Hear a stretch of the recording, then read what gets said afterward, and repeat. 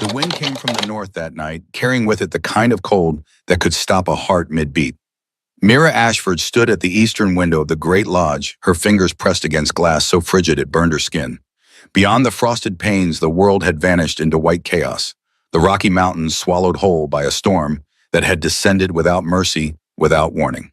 She had felt it coming 3 hours before the first snowflake fell. The barometric pressure had dropped so sharply her ears had popped, and the wind had shifted from its usual western flow to that ominous northern pull. 7 years of listening to stolen radio broadcasts late at night, 7 years of teaching herself to read the sky's moods, had given her an education the pack's elders would never acknowledge. Omegas weren't supposed to understand such things. Omegas were meant to tend fires and mend clothes and bear children when the alphas decided the time was right. But Mira had never been good at staying in her designated place. The temperature had plummeted to 35 degrees below zero. She knew this not from any official measurement, but from the way the air itself seemed to crystallize, the way her breath formed ice crystals before it even left her lips.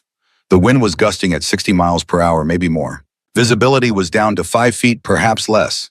These weren't estimates. These were facts, data points she'd learned to calculate through years of careful observation.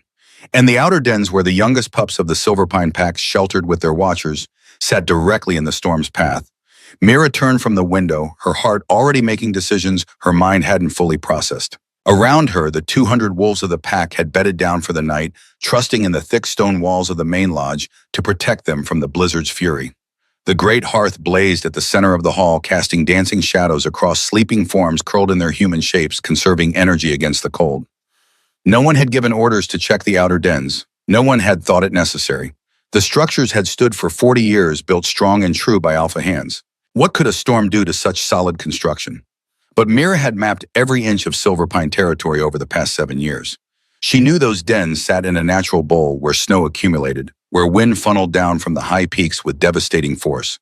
She knew the roofs were flat, designed to shed rain, but never tested against 8 feet of snow falling in the span of 4 hours. She knew the support beams were old pine strong enough for normal loads, but potentially compromised by decades of moisture seeping through cracks in the stone foundation. She knew, and knowing meant she couldn't simply lie down and trust that everything would be fine. Mira grabbed her heaviest cloak from its peg near the door, the one made of elk hide and lined with rabbit fur. She wrapped it around her small frame, 5 feet 4 inches of omega, that the pack barely noticed on good days and actively avoided on bad ones. Her silver-white hair, an anomaly that had marked her as different from birth, she tucked beneath a wool cap. In the dim firelight, she might pass for just another restless wolf seeking fresh air too insignificant to question. The great wooden door, 12 feet tall and 4 inches thick, resisted her first attempt to open it. The wind pressed against it from outside like a living thing determined to keep the warmth trapped inside. Mira set her feet, used her legs more than her arms, and pushed with everything she had. The door groaned open 18 inches, just enough for her slim form to slip through. The cold hit her like a physical blow. The wind tore the breath from her lungs and sent her staggering sideways 3 steps before she caught herself against the lodge's stone wall. Snow pelted her face with the force of thrown gravel, each flake tiny and hard as ice, the kind that formed when temperatures dropped so low that moisture froze instantly in the air. Mira pulled the cloak tighter and forced herself away from the wall's shelter. She knew the path to the outer dens by heart, 430 yards almost due east, following the creek bed for the first 200 yards, then cutting north toward the pine grove where the dens nestled in what was supposed to be a protected hollow. On a clear day, she could walk it in 5 minutes. Tonight it might take her 20 if she could walk it at all. She moved into the storm. The world ceased to exist beyond the span of her outstretched arm. White above white below. White in every direction with no horizon, no landmarks, nothing but the endless assault of wind and snow. Sound disappeared too, swallowed by the storm's roar, a noise so constant and overwhelming it became a kind of silence, a void where nothing else could exist. But Mira didn't need to see landmarks. She'd walked this path 300 times, maybe more. She knew where the creek bed dipped low enough to trap drifts, where the pine roots broke through the soil and created tripping hazards, where a cluster of boulders forced the path to curve slightly south before straightening again. She navigated by feel and memory, by the slight downward slope that told her she was following the creek's course, by the texture of snow beneath her boots that changed from windswept and hard-packed to soft and deep where the terrain provided shelter. Her hands, even wrapped in mittens, had gone numb within the first 2 minutes. Her face felt like stone, the skin so cold it didn't register pain anymore, just a distant awareness that frostbite was claiming territory with every passing second. The cold penetrated her cloak, her tunic, her very skin, trying to find her core, trying to freeze the life inside her. She kept walking. The pine grove materialized out of the white chaos with startling suddenness, the dark shapes of trees emerging like ghosts. Mira pushed forward into the relative shelter their trunks provided, and the wind's volume dropped from a scream to merely a howl. Here she could see perhaps 10 feet instead of 5. Here she could draw a full breath without the air being ripped away. And here she could see what had happened to the outer dens. The first structure had collapsed entirely. The flat roof, never designed to bear the weight of 8 feet of snow, accumulating in 4 hours, had given way at the center. The support beams, compromised by rot, she'd noted in her private journals 6 months ago, but never reported because who would listen to an Omega's observations, had snapped like kindling. The walls still stood, but the interior was buried beneath tons of snow and timber. Mira's heart, already racing from exertion and cold, kicked into something beyond fear. 6 pups lived in these dens, ranging from 4 to 7 years old, too young to be housed in the main lodge, where their noise and energy would disturb the elders, but old enough to survive with minimal supervision from their assigned watchers. 3 of them slept in the den that had just collapsed. She ran the final 30 yards, her boots breaking through the snow's crust, with each step sinking to her knees and forcing her to high-step like a deer through deep drifts. She reached the collapsed den and dropped to her knees at the edge of the debris field, her hands already tearing at the snow, despite the futility of moving such weight barehanded. Beneath the white surface, beneath the shattered timber and crushed stones, she heard nothing. No cries, no whimpers, no sound of life at all. Just the wind and the creak of settling wood and her own labored breathing that came in gasps and sobs. Mira closed her eyes. Not in despair, though despair was certainly present. Not in prayer, though she'd been raised to believe in a moon goddess who supposedly watched over their kind. She closed her eyes to focus, to listen, not with her ears, but with something deeper. Something the pack called Omega intuition. With dismissive tolerance. Something she'd learned to trust more than any of her other senses. There, 30 degrees to her left, 8 feet down. A pocket where the roof beam had fallen at an angle against the western wall, creating a triangle of space that the snow couldn't fully penetrate. And in that space, heartbeats. Slow, cold, frightened, but present. 3 small hearts still beating. Mira opened her eyes and began to dig. She had no shovel, no tools of any kind, just her hands and the desperate strength that came from knowing that 3 children would die if she stopped moving. She scooped snow away by the armful, carving a tunnel down toward that pocket of survival. The snow fought her, collapsing back into the spaces she cleared, avalanching down from above as her digging destabilized the pile. Her mittens, soaked through within minutes, became useless frozen lumps. She tore them off with her teeth and kept digging barehanded. The cold stopped registering. Pain stopped registering. There was only the work, the constant motion of dig and scoop and throw, dig and scoop and throw, creating a shaft that angled down through snow and debris toward those 3 precious heartbeats. Her fingers found wood, the fallen beam massive and solid despite the rot that had weakened it. She traced its length, found where it met the stone wall, found the gap beneath where the pocket existed. The opening was too small, blocked by chunks of roof thatch and smaller timbers. She braced her feet and pulled her entire body, becoming a lever, and the debris shifted 6 inches, then 12, then enough that she could force her arm through, then her head and shoulders. In the darkness beneath the snow, 3 small shapes huddled together. Finn, 7 years old, with red hair and freckles, son of one of the pack's hunters. Maya, 6, with brown eyes that had always been too old for her young face. And Sage, 5, the smallest, barely more than a baby. They were conscious but hypothermic. Their body temperatures dropped so low they'd entered that dangerous state between alive and frozen. Mira grabbed Finn, first the largest, and dragged him up through the tunnel she'd created. His body was limp, his eyes open, but unfocused. She laid him on top of the snowdrift and went back for Maya, pulling her up with hands that had stopped feeling anything at all, that moved through muscle memory and will alone. Maya whimpered once, a sound so soft it barely registered above the wind, and Mira took that as a victory. Sage was the hardest, deepest in the pocket, furthest from the opening. Mira had to crawl fully into the collapsed den to reach her, had to squeeze through gaps between beams and stone, while tons of snow pressed down from above, any moment threatening to shift and bury her too. Her fingers found Sage's small hand, locked onto it, and pulled. The child came free with agonizing slowness, her clothing snagged on debris, her body so cold and stiff, she felt like a carved statue rather than a living girl. But her heart still beat, her lungs still drew breath, and that was enough. Mira emerged from the tunnel with Sage clutched to her chest and found the other 2 den's residents standing at the edge of the collapsed structure. Three more pups, Bryn the smallest at 6 years old, and twins Rowan and Asher, both 5, with their watcher, an elderly Omega named Senna, who stood frozen in shock and horror. "Help me," Mira said, and her voice came out as a croak, her throat raw from breathing frozen air. "We have to get them warm." Senna didn't move. The old woman's eyes were fixed on the collapsed den, on the impossibility of anyone surviving such destruction, and her mind had simply stopped processing reality. Mira made a decision in that moment, one that would change everything that followed. She gathered all 6 pups close, wrapped them in her cloak as best she could, and looked back toward where the main lodge stood invisible in the storm. 430 yards, with 6 children, some of whom couldn't walk. In wind that could knock a grown alpha off his feet, with visibility measured in feet and the temperature still dropping. The math was simple and brutal. They wouldn't make it. Not all of them. Perhaps not any of them. So she looked the other direction, to the north and east, toward terrain the elders never traveled because it was too remote, too difficult, too dangerous. Toward the series of ravines she'd mapped in secret channels carved by ancient glaciers, where the rock walls curved inward and created pockets that broke the wind, where ice formed thick and solid over underground streams, where someone who knew exactly where to step and exactly which path to follow might be able to keep 6 children alive long enough to reach safety. "Follow me," Mira said to Senna, but the old Omega had already sunk to her knees in the snow, shock taking her completely. She would have to be carried too, and Mira didn't have the strength for that. No one did. Mira made the second decision harder than the first. She pulled off her cloak and wrapped Senna in it, tucking it around the old woman's shoulders. "Stay here," she commanded, using a voice she'd never used before, a voice that expected obedience because the alternative was death. "Do not move. I will come back for you." Then she lifted Sage and Bryn, one in each arm, 35 and 40 pounds of dead weight, and looked at the 4 remaining pups who could still walk. "Stay close to me. Step exactly where I step. Do not let go of each other. If you fall, scream so I can find you.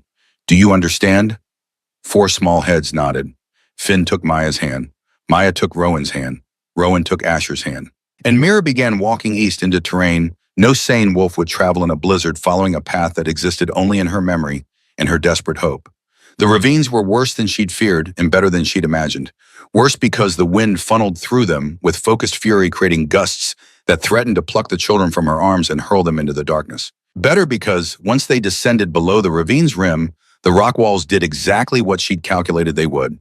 They broke the wind into eddies and cross currents that partially canceled each other out, creating corridors of relative calm where the air merely howled instead of screamed. Mira navigated by touch and memory, one hand running along the ravine's western wall, while the other supported Sage and Bryn against her body. The 4 walking children stayed pressed close, their combined body heat creating a small pocket of warmth that kept hypothermia at bay, at least for now. She counted her steps, 47, to the first bend, 63, through the narrow section where the walls closed to within 6 feet of each other, 89, to where the frozen stream created a flat path forward. The stream's ice held their weight. This was the gamble, the moment where all her years of study either proved accurate or revealed themselves as fatal miscalculation. Ice thickness depended on temperature, duration of cold water flow rate beneath snow cover, acting as insulation. She'd calculated 3 feet of ice at the stream's center, less at the edges where warmer earth met water. She'd verified her calculations 12 times, visiting this spot at different temperatures, tapping the ice with rocks to hear its resonant frequency, measuring the pitch of that ring against her knowledge of how sound traveled through ice of varying density. 3 feet would hold them. 2 feet would hold them. Even 18 inches would probably hold them, though that was cutting closer to the margin of error than she liked. The ice held. They walked the frozen stream for 600 yards, the ravine walls on either side rising 40 feet high, the storm reduced to a distant roar above their heads. The children stumbled and slipped on the ice's surface, but they didn't fall, didn't give up, didn't do anything except keep moving forward, because the young woman carrying their friends moved forward, and that meant forward was the direction of survival. Mira's body had moved beyond cold into something else, some state where physical sensations ceased to matter and only will remained. Her arms no longer felt the weight they carried. Her legs no longer registered the burn of exertion. Her lungs no longer protested the frozen air they pulled in and expelled. She was movement itself, stripped down to the essential function of transporting 6 small lives from death to safety. The stream led them east for half a mile before curving south, and there Mira knew they would have to leave its protected course and climb back up to the exposed plateau. This was the most dangerous section, the place where everything could still go wrong.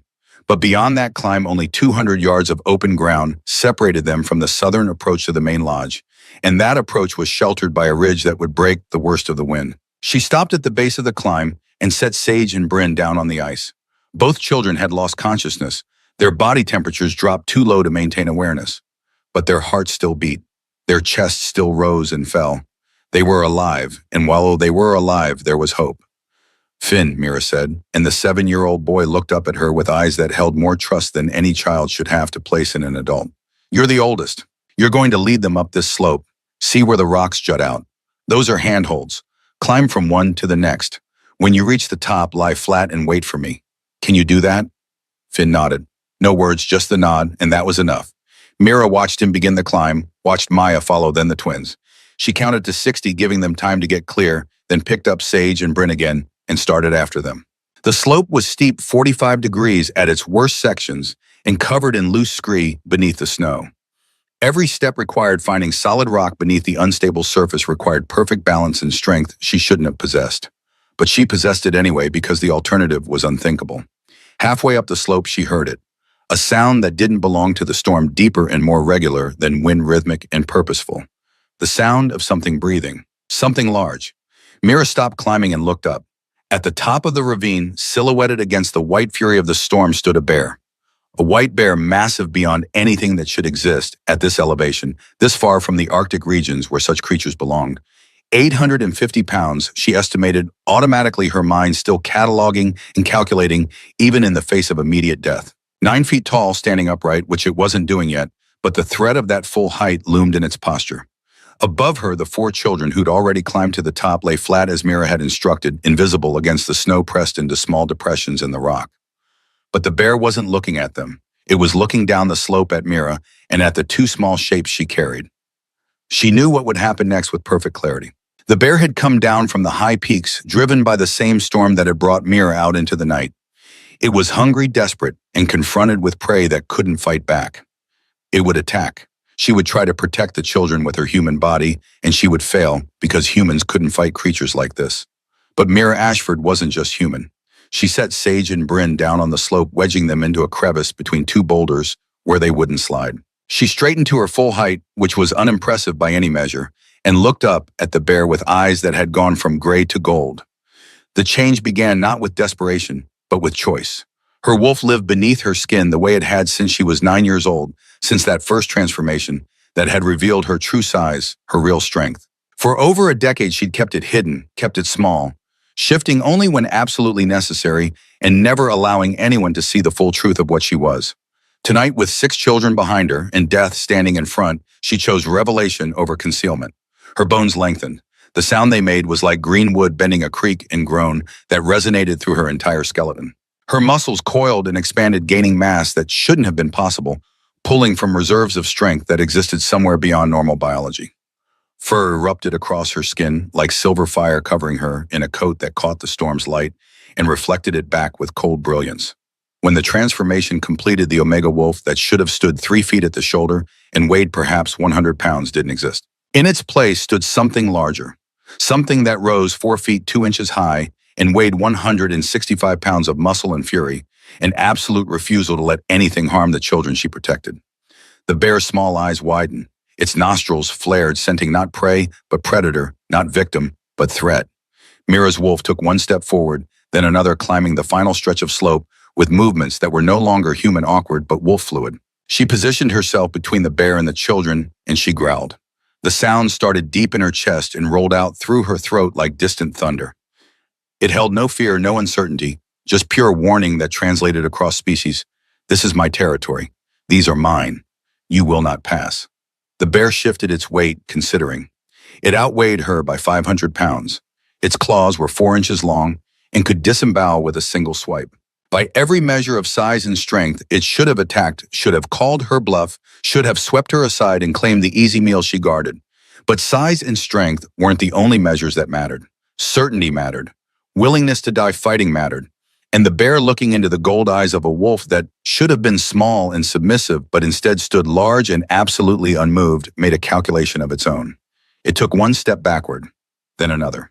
Then it turned and disappeared into the storm, moving back toward the high peaks with surprising speed for something so massive. Mira held her position for another 10 seconds, making sure the threat had truly withdrawn, then shifted back to her human form. The transformation reversed as smoothly as it had begun, fur receding, bones contracting until she stood once more as a young woman in torn clothes, shaking not from fear, but from the expenditure of energy the change required. She retrieved Sage and Bryn from their boulder shelter, gathered the other 4 children with a glance that said follow, and completed the final leg of their journey.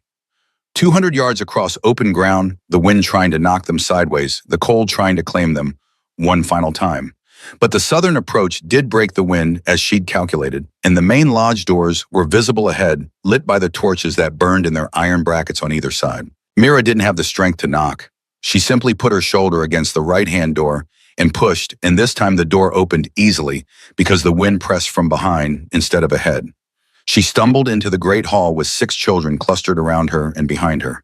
Snow spilled across the threshold in a wave of white, and the sudden warmth of the interior after the killing, cold outside, felt like walking into fire. The pack's night watch, a young alpha named Marcus, started up from his post near the hearth with eyes gone wide. But Mira didn't look at him. She looked past him to where the elders sat in their elevated seats at the hall's far end, roused from sleep by the blast of cold air and the commotion of the door. Elder Thorne, head of the council, rose to his feet with the slow deliberation of someone who couldn't quite believe what he was seeing.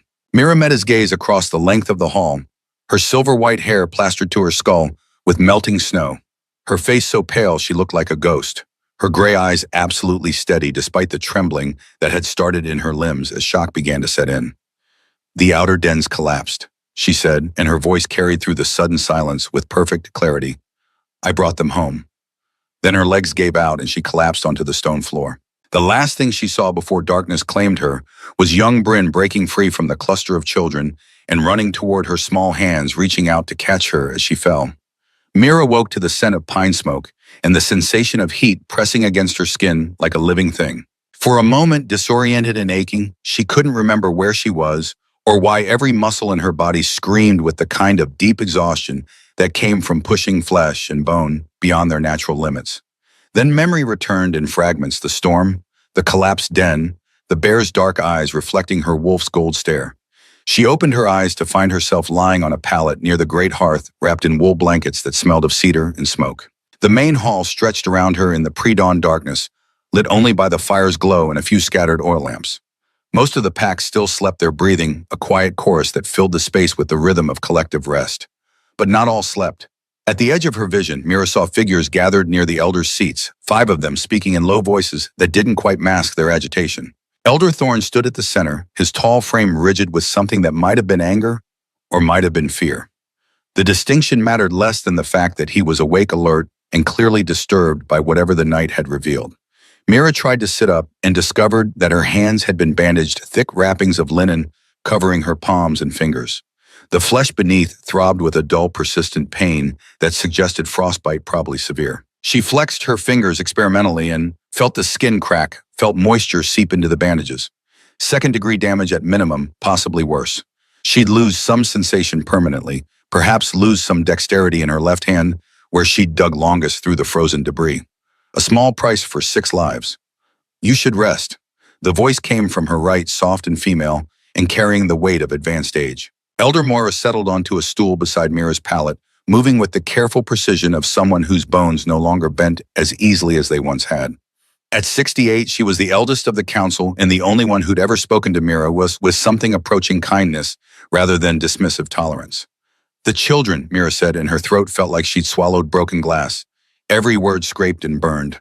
"Alive," Moira confirmed. "All 6. Elara has them in the healing room. Hypothermia, frostbite, shock. Finn has a broken finger from where he gripped the rocks too hard climbing out of that ravine. Bryn won't stop asking for you." The old woman's pale eyes studied Mira's face with an intensity that felt like being weighed and measured. "You saved them. Senna too, though that was touch and go for a while. The storm broke an hour ago. We sent wolves back to the outer dens at first light. They found her right where you left her, wrapped in your cloak, barely conscious, but breathing." Mira closed her eyes briefly, relief washing through her with enough force to make her dizzy. 7 lives. She'd gambled everything on calculations and intuition and desperate hope, and somehow impossibly everyone had survived. "How did you know?" Moira asked quietly. "About the dens collapsing, about the path through the eastern ravines, about where the ice would hold and where it wouldn't." It wasn't accusation in the elder's voice, just genuine curiosity. But Mira had learned long ago that curiosity from those in power was rarely innocent. Every answer she gave would be examined, dissected, used to determine what she was and whether that posed a threat to the established order. Still, the truth seemed safer than evasion. Evasion implied guilt, implied something to hide beyond what she'd already revealed. I study the weather, Mira said simply. Barometric pressure, wind patterns, temperature gradients. There's a radio in the abandoned watchtower on the western ridge. It still works if you know how to fix the wiring. I've been listening to the meteorology broadcast from Denver for 7 years, since I was 15. Learning the terminology, the patterns, what it means when a low-pressure system moves in from the north versus the east. Moira's eyebrows rose fractionally. You taught yourself meteorology from radio broadcasts. The basics, yes. The rest came from observation. I started mapping the territory when I was 16. Every trail, every stream, every place where the terrain creates microclimates or windbreaks or avalanche danger. I documented 47 safe routes through what most wolves consider impassable ground. The eastern ravines are one of them, if you know where the ice forms thick enough to bear weight and where the rock walls provide shelter from the wind. And the outer dens, how did you know they would collapse? Mira hesitated. This part would be harder to explain without sounding like she'd been deliberately withholding information which she had, but only because no one had ever asked for her observations before. Omegas weren't consulted on matters of infrastructure or safety. Their opinions existed in a space the pack's leadership didn't acknowledge. The support beams were rotting, she said finally. The eastern beam especially, you could see the water damage if you looked closely at the joints where it met the wall. I noted it in my journal 6 months ago. The roof design is flat, good for shedding rain, but not for bearing snow load. I calculated that anything over 6 feet of accumulation would stress the structure beyond its capacity. Last night's storm was going to drop 8 feet minimum based on the pressure gradient and moisture content in the air. The old woman sat very still, her weathered face unreadable. When she spoke again, her voice had dropped to barely above a whisper. You knew the dens were dangerous 6 months ago, and you said nothing. I tried, Mira said, and couldn't quite keep the bitterness from her voice. I mentioned it to my assigned supervisor. She told me Omegas don't question alpha construction methods. I wrote it in a report and left it at the council office. It was returned to me unopened with a note saying, concerns about infrastructure should be submitted through proper channels by wolves with relevant expertise. She met Moira's gaze directly. I'm an Omega. I don't have relevant expertise. Not officially. Moira was quiet for a long moment. Then, show me your wolf. Mira's heart stuttered. Of all the requests, all the questions, she hadn't expected that. Not here, not now, not in the main hall where pack members were beginning to stir as dawn approached. But Elder Moira wasn't making a request. The phrasing had been gentle, almost conversational, but the undertone was pure command.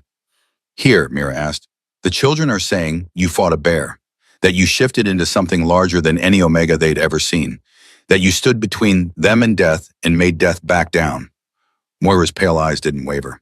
If I'm going to defend you to Thorn and the others, I need to see the truth for myself. So they'd already been talking about her, already debating what to do with the Omega who'd broken protocol by acting without orders, who'd revealed capabilities she'd kept hidden since childhood. Mira had known this moment would come eventually.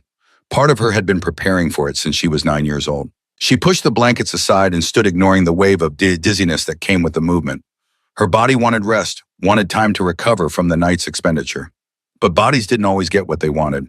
The hall had gone quiet. Mira looked around and realized that more wolves were awake now, sitting up on their pallets watching. Word had clearly spread about the night's events, and everyone wanted to see what the strange Omega with silver-white hair would do next. Let them watch then. Let them all see. Mira closed her eyes and reached for the wolf that lived beneath her skin. The change came easier this time, her body still warm from the transformation hours before, the pathways between forms already open and familiar. Bones lengthened with that distinctive creak of stressed cartilage. Muscles expanded, pulling mass from somewhere beyond normal biology. Silver-white fur erupted across her skin in a wave that started at her spine and radiated outward. When she opened her eyes again, the world had shifted. Colors muted into shades of gray and blue, but scents exploded into vivid detail, wood smoke and wool, and the individual signatures of 200 wolves, each one distinct as a fingerprint. Sounds sharpened, separated into layers she could parse and identify: the crack of settling logs in the hearth, the rustle of fabric as someone shifted position, the elevated heartbeats of wolves too surprised to hide their physiological responses. She stood 4 feet 2 inches at the shoulder, 165 pounds of muscle and bone and fur, large enough to match the beta males, nearly as large as the smaller alphas. completely impossible for an Omega whose wolves were supposed to be compact and quick-built for speed and evasion rather than strength and endurance. The hall had gone absolutely silent. Mira turned in a slow circle, letting them all see, letting there be no doubt about what she was. She met the eyes of wolves she'd lived beside for 22 years. Wolves who'd ignored her, dismissed her, treated her as furniture that happened to breathe. Now they stared at her with expressions ranging from shock to fear to something that might have been awe. At the far end of the hall, Elder Thorne descended from his seat with movements that were very controlled, very deliberate.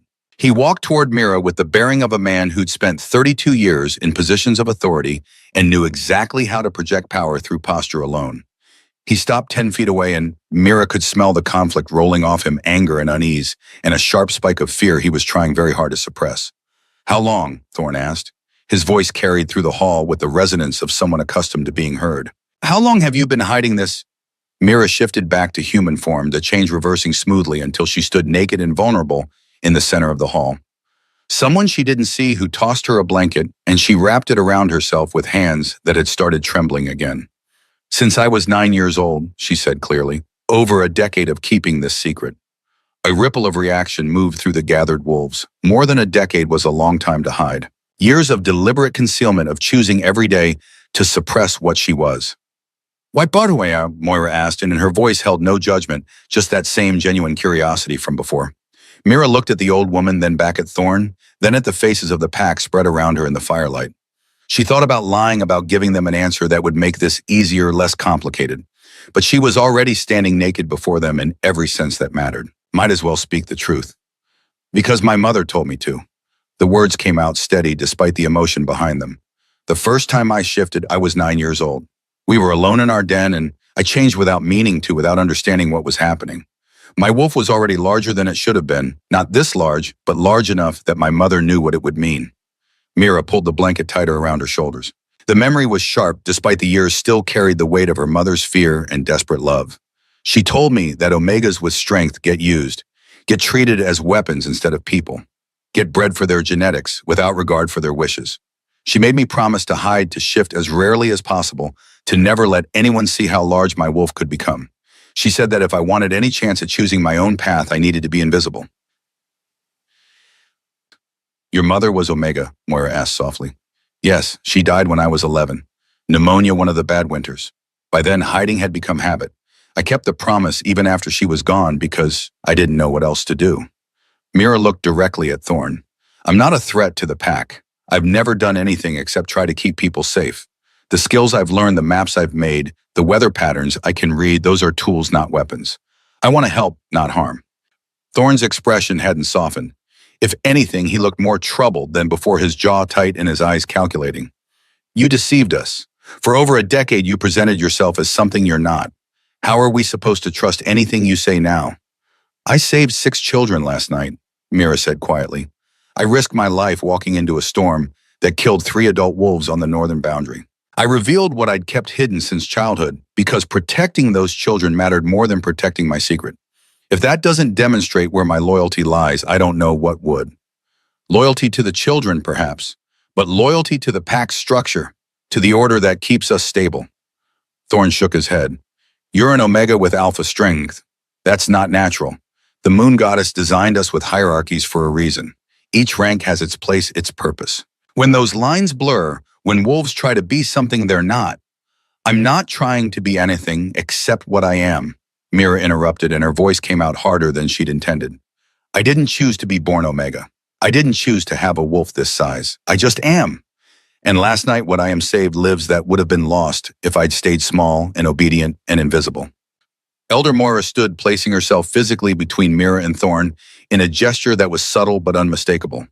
"This discussion can continue later after we've all had time to rest and think clearly. Thorne, you're letting your discomfort override your judgment.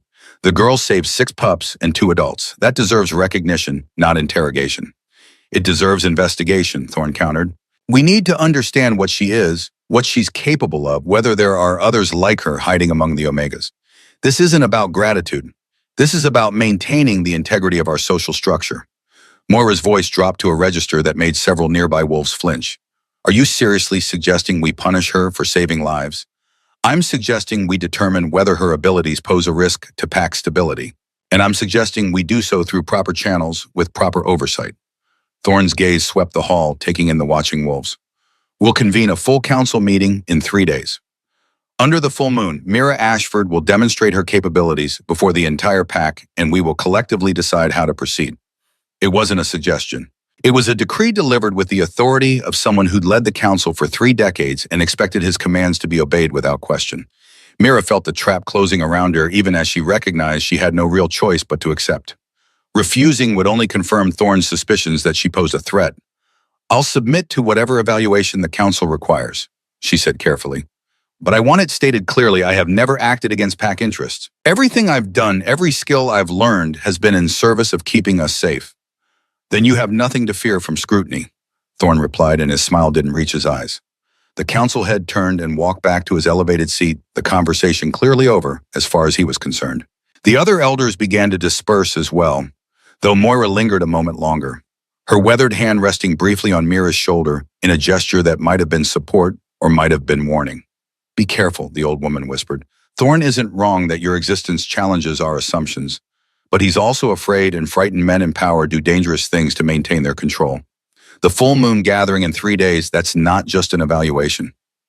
It's a test. And I'm not entirely sure what happens if you fail it. Then she too left, following the other elders toward their private chambers, and Mira was alone in the center of the hall with 200 pairs of eyes still watching her. She pulled the blanket tighter and made her way back to her pallet near the hearth. Her body was screaming for rest, for time to heal the damage she'd inflicted on it during the night's ordeal. But her mind wouldn't quiet, kept turning over Thorne's words, Moira's warning, the fundamental problem her existence represented. Hierarchies worked because everyone understood their place. Alphas led because they were strongest, fastest, most dominant. Betas supported because they were stable, reliable, skilled at implementation. Omega served because they were weak, gentle, meant for nurturing roles that didn't require physical power. Except Mira was Omega by biology, but not by capability. Her wolf was large and strong. Her mind was sharp and analytical. Her skills encompassed things most alphas couldn't grasp. She disrupted the simple categories that made pack life comprehensible. And Thorne was right to fear that disruption, even if his fear manifested as anger, rather than wisdom.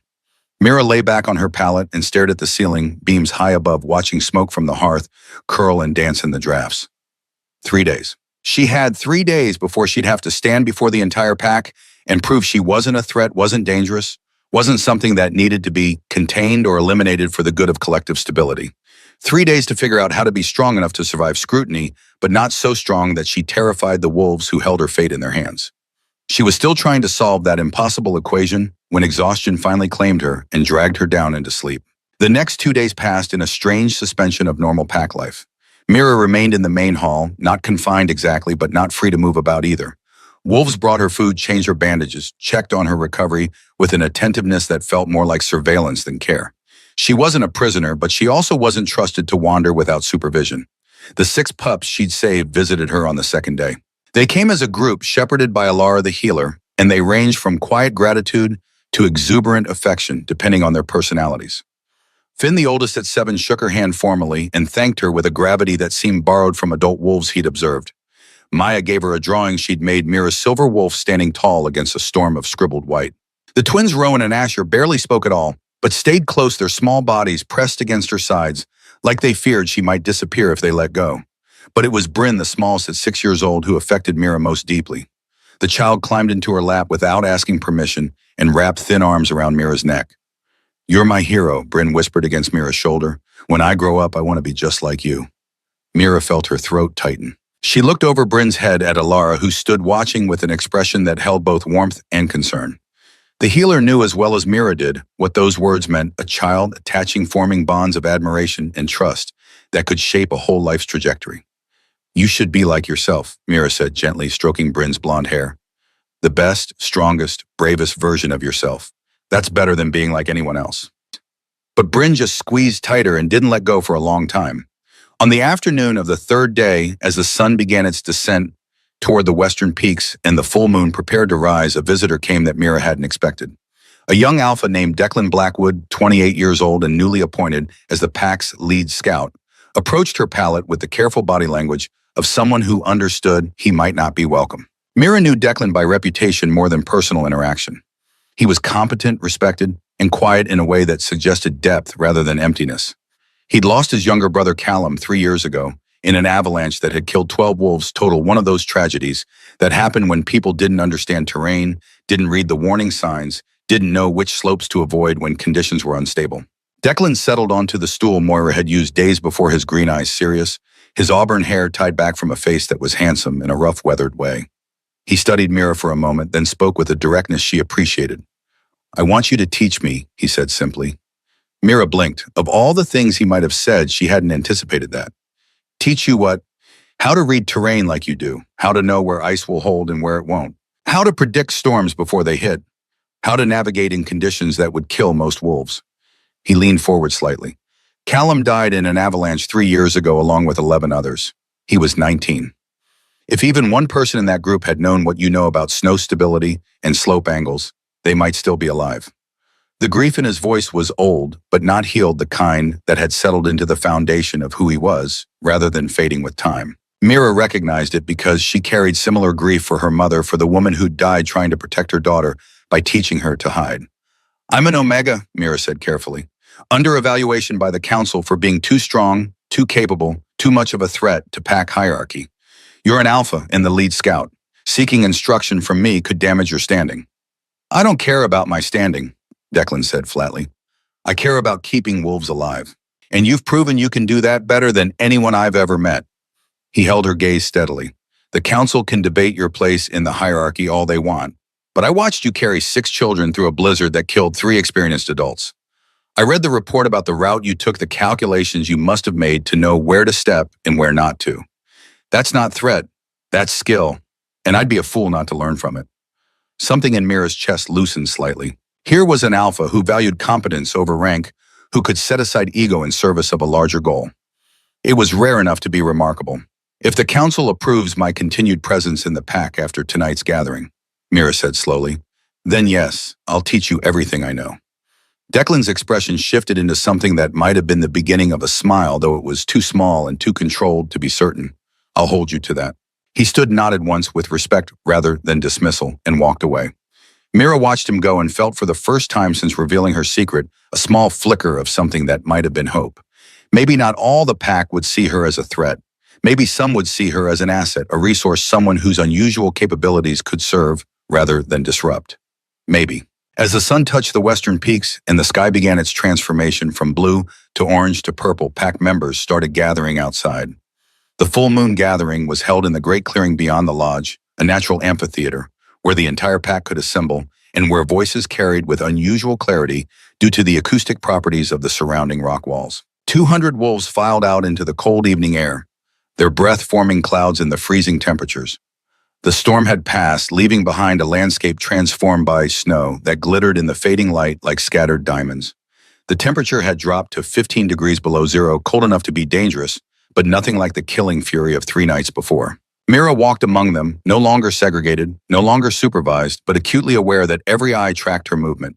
She wore simple clothes, wool tunic and leggings, boots lined with fur, and her silver-white hair hung loose down her back, catching the last rays of sunlight and reflecting them with an almost luminous quality. The elders took their positions on a raised platform at the clearing's north end. Thorne stood at the center, flanked by Moira and 3 other council members, whose faces Mira recognized, but whose individual allegiances remained mysterious to her. They were old wolves, traditional wolves who'd built their entire lives around the assumption that the moon goddess had designed a perfect hierarchy, and any deviation from that hierarchy was dangerous. Thorne raised his hands, and the gathered pack fell silent with impressive speed. "We are here under the full moon to witness truth." The council head began, his voice carrying easily across the clearing. 3 nights ago, an Omega named Mira Ashford revealed capabilities she has kept hidden since childhood. She demonstrated strength beyond her rank, knowledge beyond her station, and a willingness to act without authorization from pack leadership. He paused, letting the words settle. The phrasing was careful, Mira noticed. Not praising the outcome, but highlighting the deviation from protocol. Tonight, Mira will demonstrate these capabilities before all of us, and together we will determine whether what she has shown is gift or threat, blessing or curse. Thorne's gaze found Mira in the crowd. "Step forward." Mira walked to the center of the clearing, her heart steady despite the magnitude of what was happening. 200 wolves watched her with expressions ranging from curiosity to suspicion to open hostility. She recognized the old Omega who'd once told her to stop asking questions about weather patterns. She saw the Alpha who'd returned her infrastructure report unopened. She found Declan standing near the back, his face neutral, but his eyes attentive. And she saw the 6 children she'd saved clustered together near the front with Alara, their small faces bright with trust and hope. For them, if for no one else, she would do this. "Tell us," Thorne commanded, "how you knew the outer dens would collapse." So Mira told them. She explained barometric pressure and snow load calculations, and the evidence of rot she'd documented months before. She described the radio in the abandoned watchtower, the meteorology broadcast she'd studied the 7 years of self-education that had taught her to read the sky's language. "Show us," Thorne said next, "your wolf." And Mira showed them. She shifted there in the center of the clearing, let her transformation unfold in full view of the pack, let them all see the silver-white wolf that stood 4 feet 2 inches tall and weighed 165 pounds. She turned in a slow circle, meeting eyes, letting there be no doubt. The silence that followed was absolute. Even the wind seemed to pause, waiting. Then Moira stepped forward from the elder's platform, her weathered face solemn. 50 years ago," the old woman said clearly, "when I was young and newly joined to the council, a prophecy came to our pack. A seer from the Eastern Territories spoke of a silver wolf who would either save us or destroy our way of life. We didn't know what it meant then. We forgot it over the decades as nothing came of it." She looked at Mira with eyes that held something like wonder. "I think we've been waiting for you." Mira didn't see what happened after the elders departed to their private chambers following the gathering. Didn't hear the conversation that unfolded in Thorne's quarters as the council head gathered 4 of his most traditional allies around a table lit by a single oil lamp. Elder Garrett Ashcroft arrived first, his weathered face troubled beneath silver hair. Donovan Frost followed, then Ronan Greaves with his characteristic scowl, and finally Aldrich Stone, the oldest of them at 64, moving with the careful steps of someone whose joints protested winter cold. "We have a problem," Thorne said without preamble once his door was secured. He didn't sit, instead pacing the small room like a caged wolf. "That Omega isn't just strong, she's dangerous, not because of her wolf, but because of what she represents." "The pups worship her," Garrett said quietly. "I saw it in their eyes during the visit. That kind of attachment spreads." "It's already spreading," Donovan added. 3 Omegas came to me today asking if they too could learn navigation and weather prediction. Not requesting permission, asking as if it were their right to know such things. Thorne stopped pacing his hands, bracing against the table. The lamplight cast harsh shadows across his face, making him look older, more desperate. "Moira has bought her 3 weeks with this teaching arrangement. That gives us time to prepare contingencies. If at the end of that period the pack is too enamored with her capabilities to exile her, we'll need alternative measures." "What kind of measures?" Ronan asked, though his tone suggested he already knew. "Controlled breeding program," Thorne said flatly. "If we can't eliminate the anomaly, we use it. Pair her with a strong alpha of our choosing, ensure her genetics pass to the next generation under our supervision. She loses her freedom, but the pack gains offspring with her capabilities. Controlled. Managed. No threat to the hierarchy." Aldrich shifted uncomfortably. "That's extreme. The younger wolves won't accept forced pairing, and Moira will fight us on it." "The younger wolves will accept what we tell them to accept," Thorne said, his voice hard. "We've maintained order for centuries by making difficult decisions. One aberrant Omega won't change that. As for Moira, she's old. Her influence wanes with each passing year. 3 weeks, gentlemen. We use them wisely. We document every deviation from traditional Omega behavior, every challenge to protocol. We build a case that even Moira can't defend against." The 4 elders exchanged glances in the lamplight. Garrett looked troubled but didn't object. Donovan nodded slowly. Ronan's agreement was immediate and enthusiastic. Aldrich took longest, his ancient eyes calculating, but eventually he too nodded. 3 weeks, Thorne repeated, and then we restore order, whatever that requires. The prophecy's words hung in the cold air like frost crystals suspended in stillness. Mira felt the weight of 200 wolves' attention shift the quality of their scrutiny, changing from suspicious to something more complex, fear mixed with fascination, uncertainty, blended with desperate hope. A prophecy meant she wasn't just an anomaly, she was significant. And significance in wolf packs could be either salvation or sentence. Elder Thorne's jaw had gone tight, the muscle there jumping with tension, barely controlled. He clearly hadn't known about this prophecy, or if he had, he dismissed it as the rambling of a long-dead seer whose predictions had never materialized. Now Moira had weaponized that forgotten knowledge, had transformed Mira from threat into potential destiny. "A prophecy," Thorne said, and his voice carried an edge sharp enough to cut, "is not evidence. It's interpretation.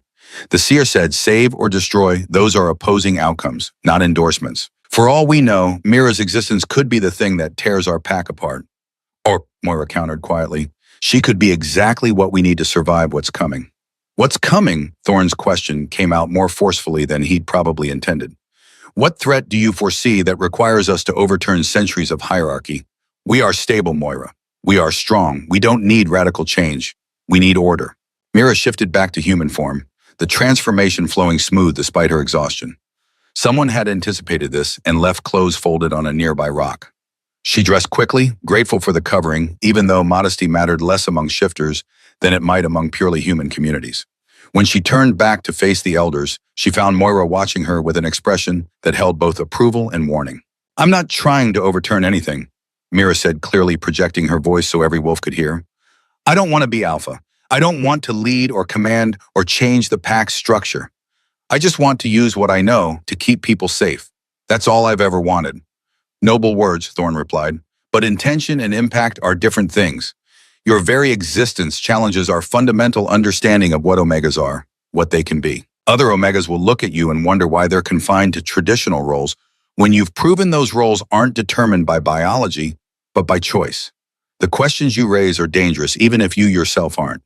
He wasn't entirely wrong, Mira realized. She had spent over a decade hiding specifically because she understood what her revelation would mean not just for her, but for every Omega in the pack who'd been told they were weak, limited, meant for service rather than leadership. If one Omega could be strong, could possess knowledge and capability beyond her designated station, then the entire hierarchy became negotiable rather than natural law.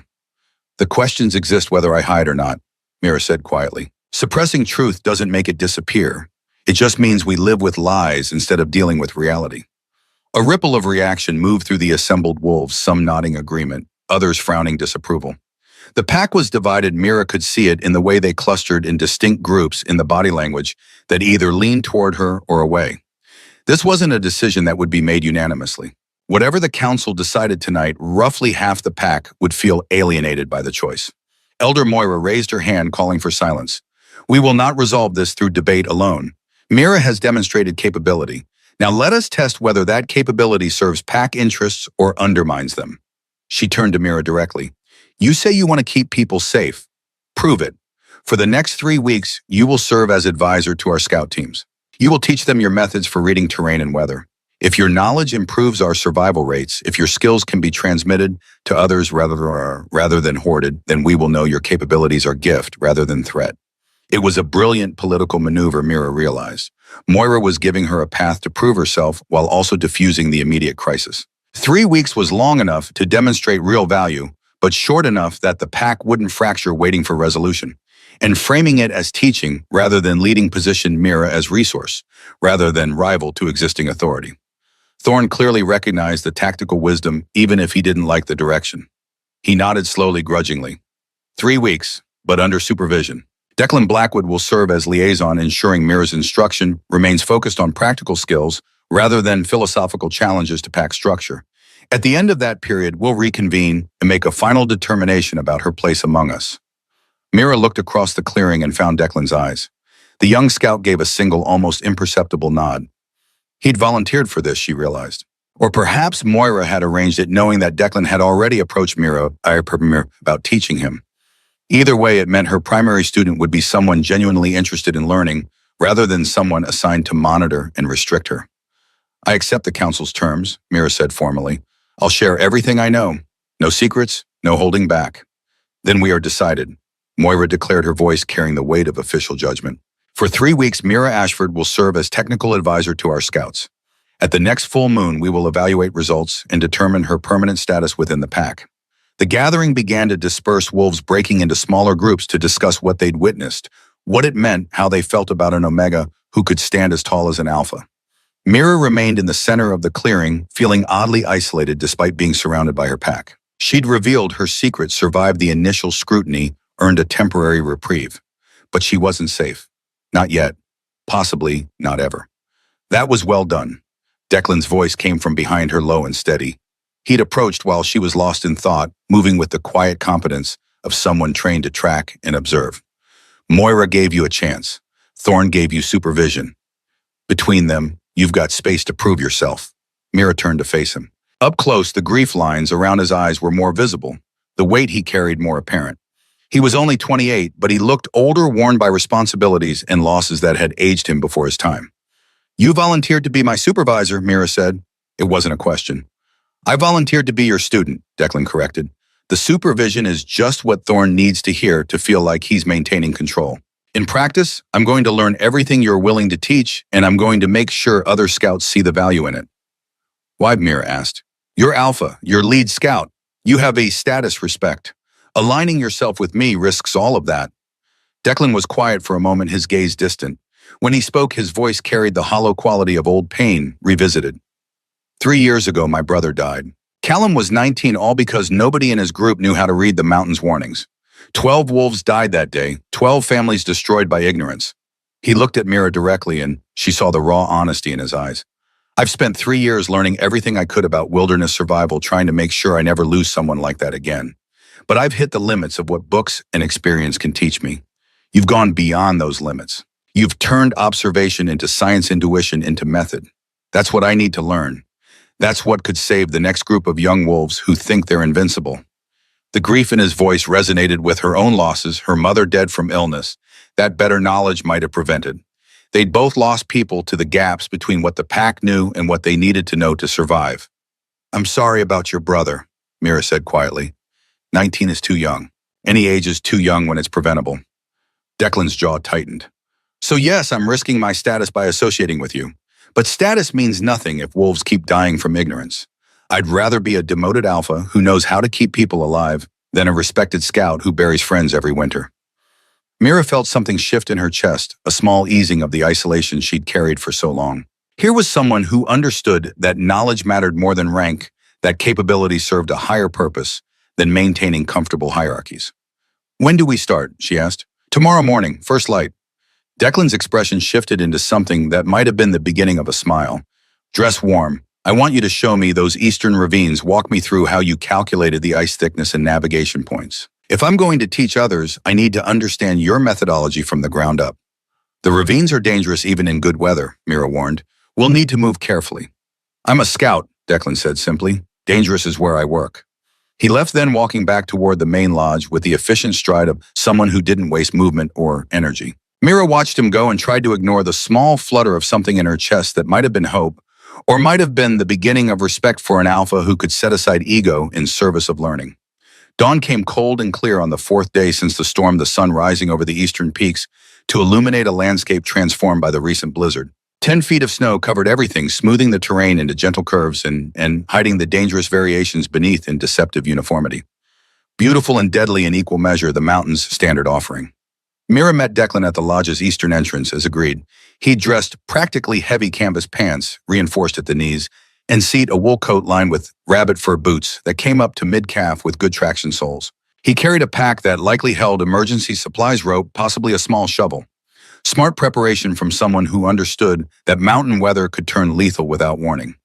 Ready? He asked, his breath forming clouds in the frigid air. Ready, Mira confirmed. She dressed similarly, though her clothes were older, more worn. Omegas didn't get first choice of pack resources, didn't receive the newest or best equipment. She'd learned to make do with hand-me-downs and careful repairs, to value function over appearance. They set out across the snowfield, following the path Mira had taken 3 nights before when the world was white chaos and visibility measured in feet. Now under clear skies and brilliant sunlight, that same terrain looked completely different. The creek bed was visible as a shallow depression winding east. The pine grove stood dark against the white landscape. The ridge that marked the ravine's entrance rose in the distance like a frozen wave. Tell me what you see, Declan said as they walked. Not just landmarks, but the details. What are you reading in the snow, the light, the way the wind has shaped the drifts? Mira smiled slightly. Good question. He was already thinking like a student, asking for the underlying principles rather than just the surface observations. Temperature, she said, gesturing at the snow around them. You can gauge it by the snow's texture and how it responds to pressure. See how our boots are breaking through the crust here. That tells us there's a harder layer underneath which formed during the storm when temperatures dropped rapidly and created that dense base. The top 6 inches are newer accumulation from after the main storm, passed lighter and fluffier. She knelt and scooped up a handful, letting it run through her fingers. Feel the crystals. These are stellate dendrites, the classic snowflake shape. They form at specific temperature ranges around 5 to 15 degrees. Knowing the crystal type tells you conditions not just now, but when the snow fell. Declan knelt beside her, examining the snow more closely. So, crystal shape is a historical record. Exactly. And crystal type affects stability. Stellate dendrites bond well to each other, create relatively stable layers. But if you find depth ore, those large faceted crystals that look like cups, that's a weak layer. Put weight on it and it collapses. That's what kills people in avalanches. Not the top snow, but the weak layer underneath that fails and takes everything above with it. They continued walking, and Mira pointed out features as they went. The subtle color variations in the snow that indicated changes in density. The way wind had carved sastrugi patterns, wave-like ridges that showed prevailing wind direction. The small cracks forming near the creek bed, where underlying water movement created temperature differentials that weakened the snow's structure. How did you learn all this? Declan asked. I know you mentioned radio broadcasts, but this level of detail, this is field observation, repeated experience. 7 years, Mira said. I started when I was 15 after my mother died. I needed something to focus on, something that made me feel useful even though the pack saw me as just another Omega. So I started walking the territory, mapping it, noting how conditions changed with seasons and weather. I documented everything in journals, 47 of them, now filled with observations and calculations and theories about why things worked the way they did. 47 journals. Declan shook his head slightly. That's not casual interest, that's dedication. Maybe, Mira acknowledged, but it kept me sane, gave me purpose when pack life offered none. And it meant that when the storm came, when those pups needed someone who understood the land well enough to navigate impossible conditions, I was ready. They reached the ravine's entrance as the sun climbed higher, warming the air to perhaps 5 degrees above zero. Still cold, but manageable. Declan stood at the rim and looked down into the channel Mira had descended, 3 nights before, his expression thoughtful. This was a calculated risk, he said slowly. Not reckless, but definitely not safe. You gambled that your knowledge was accurate enough to overcome the danger. I gambled that dying trying was better than not trying at all, Mira corrected. The pups would have frozen if I'd waited for the storm to pass. Would have died if I'd tried to take the direct route back to the lodge. The ravines were dangerous, yes, but they were survivable if I didn't make mistakes. The other options weren't survivable no matter what I did. Declan nodded slowly. Lesser of evils calculation, I understand that. I've made similar choices in the field. He looked at her with new assessment in his eyes. You're not reckless. You're tactical. There's a difference. Most alphas don't see it that way, Mira said quietly. They see an Omega who acted without permission, who took risks they wouldn't have authorized. The outcome doesn't matter as much as the violation of protocol. Most alphas are more concerned with maintaining their authority than with actual results, Declan said bluntly. I'm not most alphas. He started down into the ravine, testing his footing carefully, and Mira followed. For the next 3 hours, she walked him through the route she'd taken, showing him where the walls curved inward to break the wind, where the frozen stream provided solid footing, where she'd had to make real-time decisions about which path to follow based on snow conditions and navigation requirements. Declan asked intelligent questions. How did she measure ice thickness without specialized equipment? What margin of error did she build into her calculations? How did she account for factors like the additional weight of 6 children when determining whether a snow bridge would hold? He took notes in a small leather journal, sketched rough maps of the ravine system, marked locations where specific observations had been critical to survival. This isn't just survival knowledge, he said as they emerged from the ravines on the southern side near where Mira had climbed the slope to face the bear. This is a complete methodology. If we could teach this to all our scouts, to our hunters, even to pack members who just travel the territory casually, we could probably reduce winter casualties significantly. More than half, Mira said. Most deaths come from preventable mistakes. Underestimating conditions, overestimating abilities, not recognizing danger until it's too late. Education changes those patterns. Declan looked at her for a long moment, something shifting in his expression. You really believe that, don't you? That knowledge can overcome most of what kills us out here. Not all of it, Mira admitted. Sometimes conditions are just too extreme. Luck runs out, factors you can't control align wrong. But most of the time, yes. Most of the time, knowledge and preparation are the difference between living and dying. They stood at the top of the slope where Mira had confronted the bear, looking out over the territory spread before them. From this elevation, they could see the main lodge in the distance, smoke rising from its chimneys. The outer dens were visible too, or what remained of them, collapsed structures that pack work crews had already begun clearing and rebuilding. this time with steeper roof angles and reinforced supports. The bear, Declan said. The children said you stood between them and death. Is that accurate? Mira hesitated. This was dangerous territory, the part of the story that highlighted her wolf's size and strength, rather than her intellectual capabilities.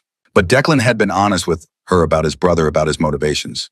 She owed him the same honesty in return. I didn't fight it, she said carefully. Fighting implies both sides engaged in combat. I shifted, made myself large and threatening, and convinced it that attacking would be more costly than retreating. The bear was hungry and desperate, but not suicidal. It chose survival over confrontation. You bluffed an 800-pound predator. I presented a credible deterrent, Mira corrected. There's a difference. If the bear had called my bluff, if it had actually attacked, I don't know that I could have stopped it. But bears are pragmatic. They assess risk versus reward. I made the risk high enough that the reward's 6 small pups who weren't worth dying for didn't justify attack. Declan shook his head slightly, and this time his smile was definite. You know what you are. Someone who prepared for years so that when the moment came, you were capable of doing the impossible. That's not luck. That's something else entirely. The compliment caught Mira off guard. In her 22 years, she'd been called many things: strange, aberrant, too quiet, too curious, useful occasionally, but generally forgettable. But something about Declan's straightforward honesty made deflection feel safer than the vulnerability of acceptance. I'm practical, she said. That's different. If you say so. Declan's tone suggested he disagreed but wouldn't argue the point. We should head back. I want to see that mapping system you mentioned. They walked the rest of the way in comfortable silence, and Mira found herself relaxing in a way she rarely did around alphas. Declan didn't posture or dominate conversational space. He listened more than he spoke, asked questions instead of making pronouncements, treated her knowledge with respect rather than skepticism. It was different, novel, and slightly dangerous because letting her guard down around anyone, even someone who seemed genuinely interested in learning rather than controlling, was a risk she'd spent over a decade avoiding. But maybe risk was necessary. Maybe trust had to start somewhere with someone, or she'd spend her whole life isolated by the very caution that had kept her safe. Back at the lodge, Mira led Declan to a small storage room she'd claimed years ago for her private workspace. Shelves lined the walls filled with those 47 journals she'd mentioned. Leather-bound volumes of varying sizes, some neat and organized, others messy with hastily sketched maps and scribbled observations.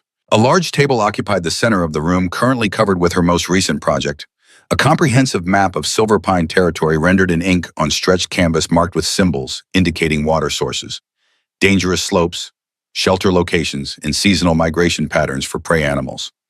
Declan stood in the doorway staring at the accumulated work of 7 years with something like awe on his face. He started then stopped, apparently unable to find adequate words. He stepped closer to the table, examining the map's detail. This is professional cartography, military grade.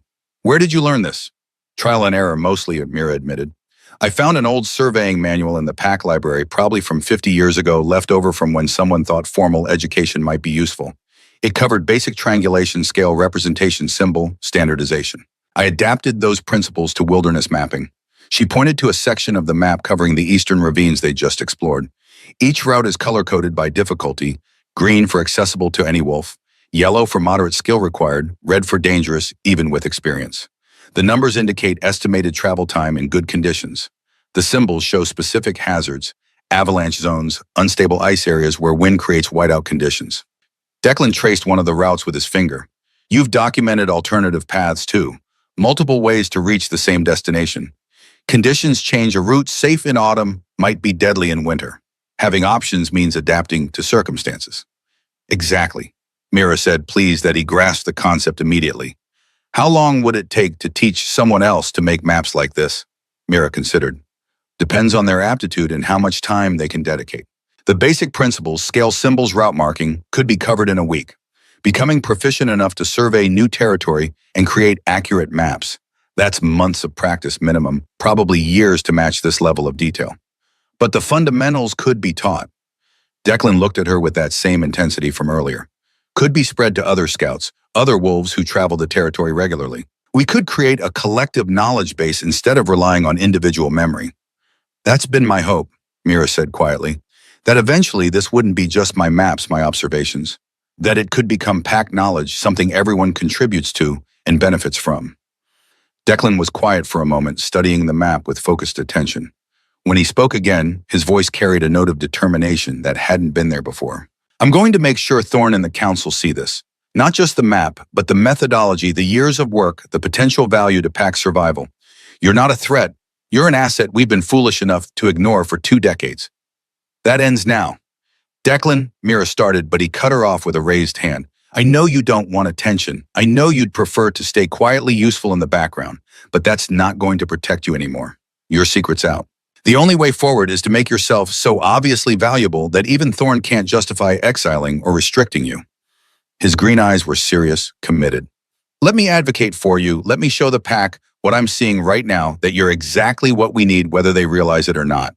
It was overwhelming, this sudden alliance with an alpha who barely knew her, but had decided she was worth defending. Mira wanted to protest to maintain the careful neutrality that had kept her safe for so long, but she also recognized truth in his words. Hiding hadn't worked. Minimizing herself hadn't protected her. The only path forward was through visibility, through demonstrating value too significant to dismiss. Okay, she said quietly, show me how to do this, because I've spent over a decade making myself small. I don't know how to be visible without being threatening. Declan's expression softened. You don't need to be large. You just need to be clear.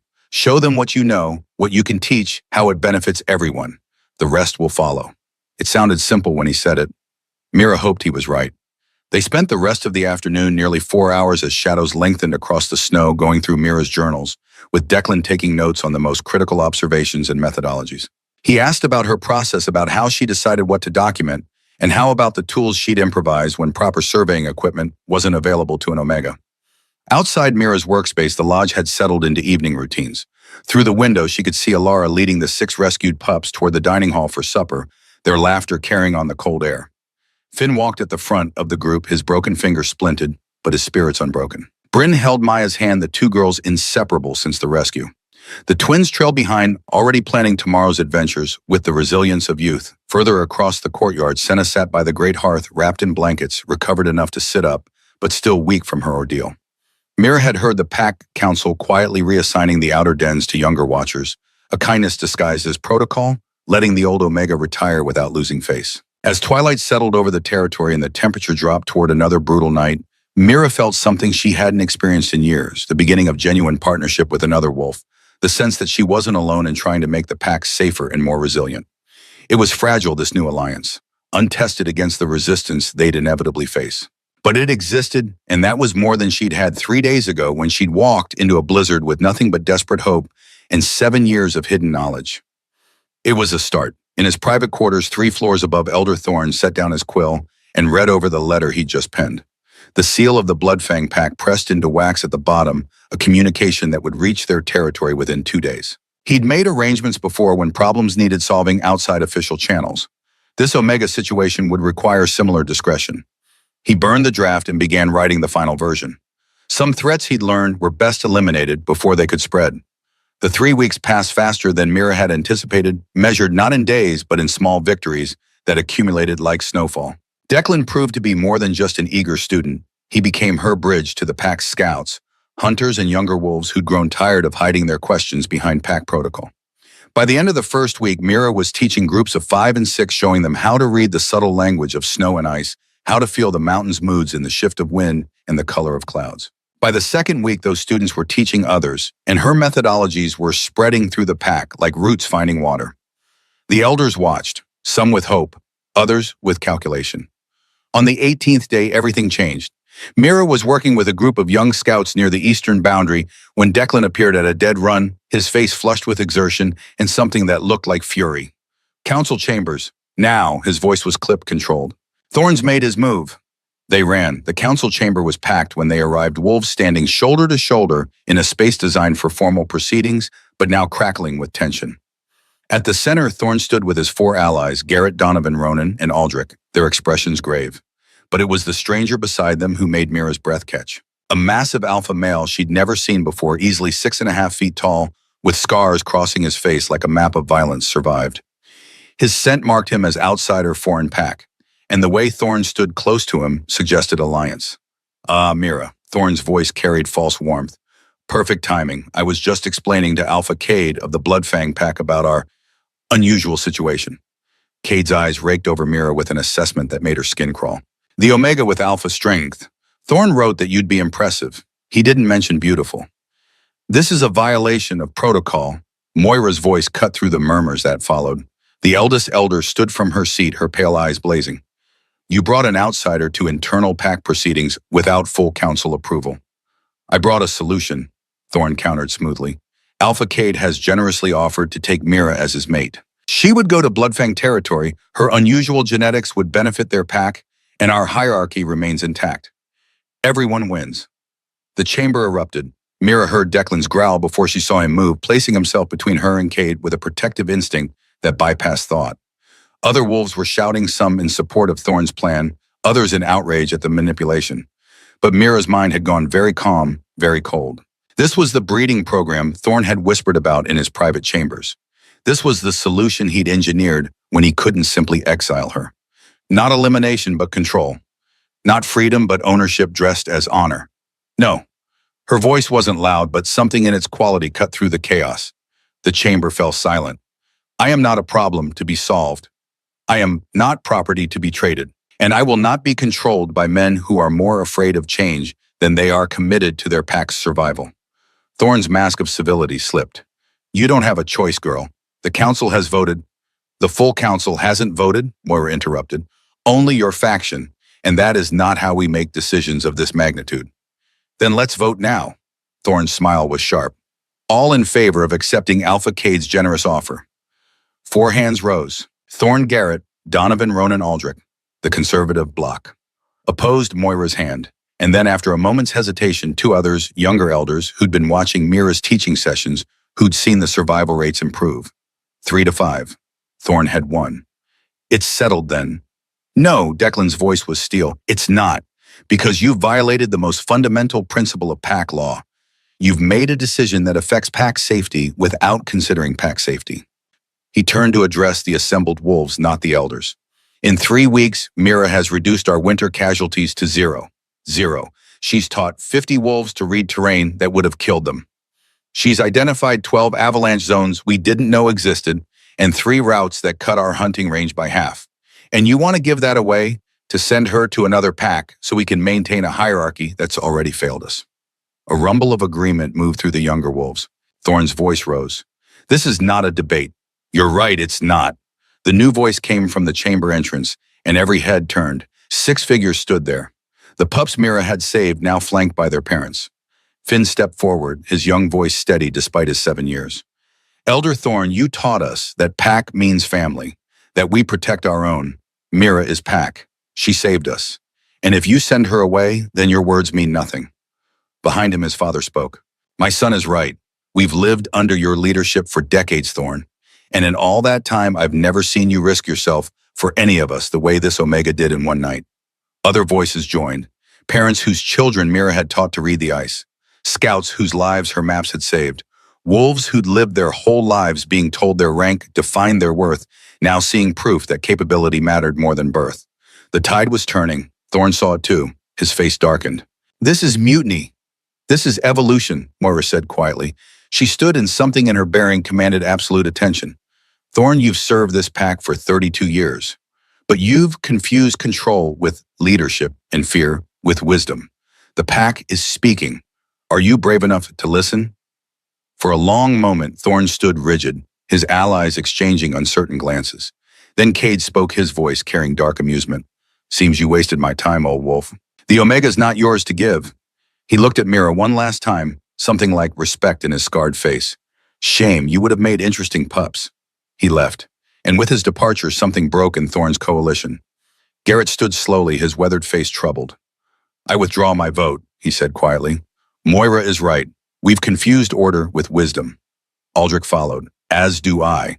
3-5 had become 1-7. And Thorne, for all his decades of authority, couldn't command the tide to reverse. Then it's decided, Moira declared. Mira Ashford remains with Silverpine Pack with full rights in recognition of her capabilities. Furthermore, I propose we establish her formally as Chief Cartographer and Head of Wilderness Education, with authority to teach any wolf regardless of rank. The vote was unanimous. 5 years passed. Mira stood at the entrance to what had once been a small storage room and was now the Pack's cartography center. 3 large tables held maps of territories spanning 50 miles in every direction, all color-coded and annotated by the 12 wolves she'd trained as surveyors. The walls were lined with journals, not just her original 47, but dozens more contributed by scouts and hunters documenting seasonal patterns and terrain changes. Ready. Declan's voice came from behind her, warm with affection that had grown from respect into something deeper over the years. They'd formalized their partnership 2 years ago, not as Alpha and Omega, but as equals who'd chosen each other. Almost. Mira made a final notation on the Western Territory map, marking a new route one of her students had discovered. Where are we going again? You'll see. He led her outside where the entire pack had gathered in the great clearing.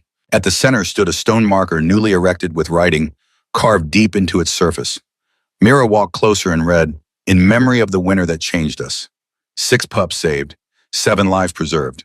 1 Omega who showed us that strength comes in forms we'd forgotten to see. May we never again be so blind." Below that, 6 names.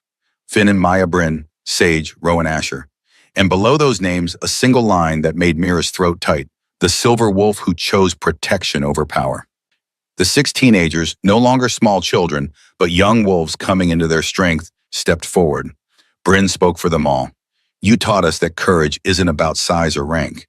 It's about seeing what needs to be done and doing it even when you're terrified, especially when you're terrified." She smiled. "We wanted to make sure the pack never forgets." Mira looked out at the assembled wolves. Thorn was gone, retired to a small den on the southern boundary where he spent his days in quiet contemplation of how leadership had changed. His 4 co-conspirators had similarly stepped back, making space for younger voices.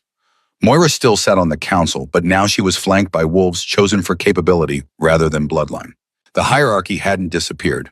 Alphas were still alphas, omegas, still omegas, but the rigid walls between ranks had become permeable, negotiable, subject to the greater truth that the pack's survival depended on valuing every wolf's contribution. Winter casualties had dropped 73%. 3 other packs had sent representatives to learn Mira's methodologies. The maps she'd started alone now covered territories spanning 200 square miles, constantly updated, constantly refined. And in the outer dens rebuilt with steep roofs and reinforced beams, new pups slept safely, watched over by wolves who knew how to read the sky's warnings. Declan's hand found hers, their fingers intertwining. Around them, the pack began to disperse, returning to evening routines, to the comfortable rhythms of communal life. But several wolves stopped to touch the stone marker as they passed, a gesture of remembrance and commitment. "Do you ever regret it?" Declan asked quietly. "Staying, you could have left that night. Gone lone wolf, built a life without all this complication." Mira thought about it, about the years of hiding, the night of revelation, the struggle to prove her worth to wolves who'd been taught she had none. About Thorne's scheme and Cade's cold assessment, and the moment she'd stood in a council chamber and refused to be anything other than what she was. "No," she said, "because this isn't about me. It never was. It was about showing one frightened girl that the whispers her mother planted, that strength meant danger, that difference meant exile, weren't the only truth."